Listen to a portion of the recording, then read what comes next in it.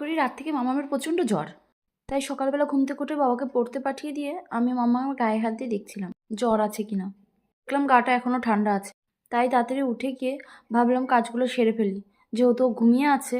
উঠে গেলে তখন হয়তো আবার বিরক্ত করবে, তো শরীরটা ভালো না, তাই তাড়াতাড়ি কাজগুলো সেরে নিচ্ছিলাম।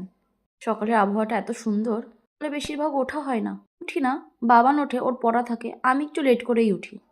উঠে আগে নিজে ফ্রেশ হয়ে নিলাম, যেহেতু বাবানের পড়া আছে, ওকে একটু খাবার দিয়ে ওকে পড়তে পাঠাবো।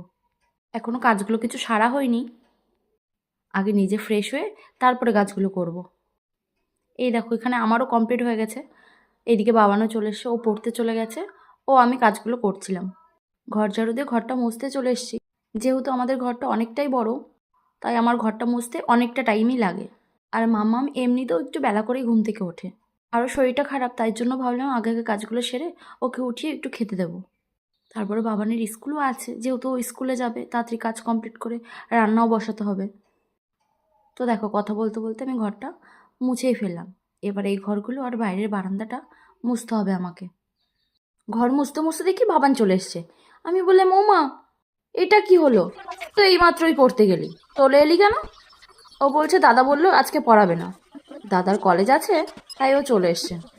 তাই আমি বললাম তাহলে তুই একটু এক্সারসাইজ কর, আমি কাজগুলো সেরে নিই। কথা বলতে বলতে আমার কাজগুলো সারা হয়ে গেছে। ও কাল অনেক জামা কাপড় ধুয়ে দিয়েছিলাম, ওগুলোই ছাদে ভাবলাম তাড়াতাড়ি নেড়ে দিয়েও শুকিয়ে যাবে। এইদিকে দেখো আমার ফুলের বাগান। তোমাদের চলো একটা জিনিস দেখায়। দেখেছো কত সুন্দর স্ট্রবেরি হয়েছে? এই দেখো ছোট ছোট অনেক হয়েছে, আর একটা তো দেখো পেকেই গেছে। দেখেছো কত সুন্দর লাল হয়েছে, তাই ভাবলাম আজ ছিঁড়বো না। বাবান বলছে না মাম্মি, পাখি খেয়ে যাবে। তাই ভাবলাম ও যখন বলছে সত্যি পাখি যদি দেখে খেয়ে যাবে, ছিঁড়ে বললাম আমি একটু খাই।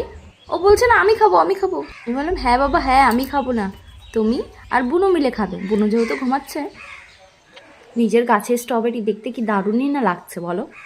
তো কথা বলতে বলতে নিচে চলে এসেছি, এসে গরম জল করে চিয়া সিডস ভিজিয়ে রেখেছিলাম, তাতে একটু লেবু আর হানি দিয়ে মিক্স করে বাবান একটু দিলাম, আর আমি একটু খেয়ে নিলাম। তো বাই বন্ধুরা।